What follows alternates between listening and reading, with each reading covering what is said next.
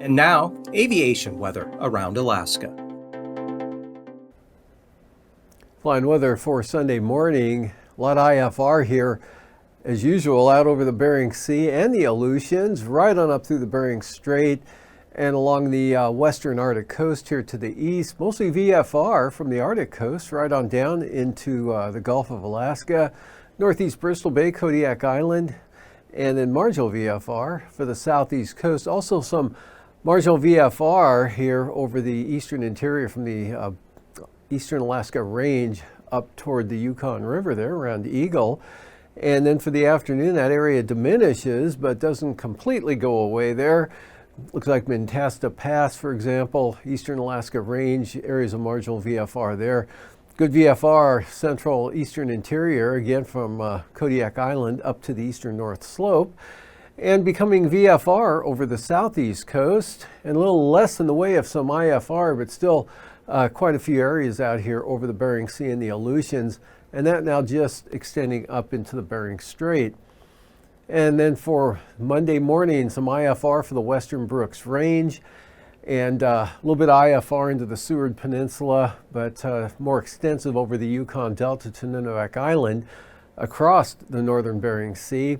Another area of IFR over the southern Bering Sea and extending from about Unalaska Island all the way out to Kiska Island. VFR, Kodiak Island, right on up across south central Alaska, right up to the extreme eastern Arctic coast there. And marginal VFR still hanging in here over the eastern Copper River Basin, or the northeastern portion there, as well as the North Gulf Coast, and mostly VFR for the southeast coast. For the afternoon, that whole area now just VFR for the Panhandle and all of the eastern and southeast interior down to the North Gulf Coast, Kodiak Island, Bristol Bay, staying VFR, as well as the Seward Peninsula up here, right on up across Kotzebue, maybe into the Noatak Valley. Otherwise, marginal VFR here along the mid and lower Yukon River Valley out to the coast, and IFR there for the eastern Arctic coast and some of the North Slope. And a lot of IFR again, right around St. Lawrence Island, southward here close to the Pribilofs, in toward Nikolsky, extending all the way out to the west. And for passes for Anatuvik tomorrow, looking good. VFR also for Adigan. And for Lake Clark and Merrill, same forecast. VFR flying either approach there, same for rainy and windy VFR. Eastern Alaska Range, least Isabel should be VFR tomorrow. Occasional marginal VFR from Mentasta and Tanita, VFR, Portage, VFR, Chilkoot and White looking pretty marginal for Sunday.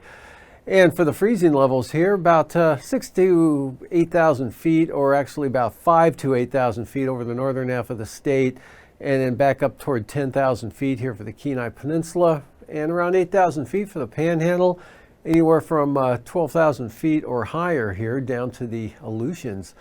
And then for icing, got some considerable moderate rime icing pushing up into the northwest coast there, maybe Kivalina, Point Hope, Cape Lisburne to Point Lay, with lighter amounts likely into the Kobuk, maybe the northern Koyukuk Valley area, extending back across the Seward Peninsula.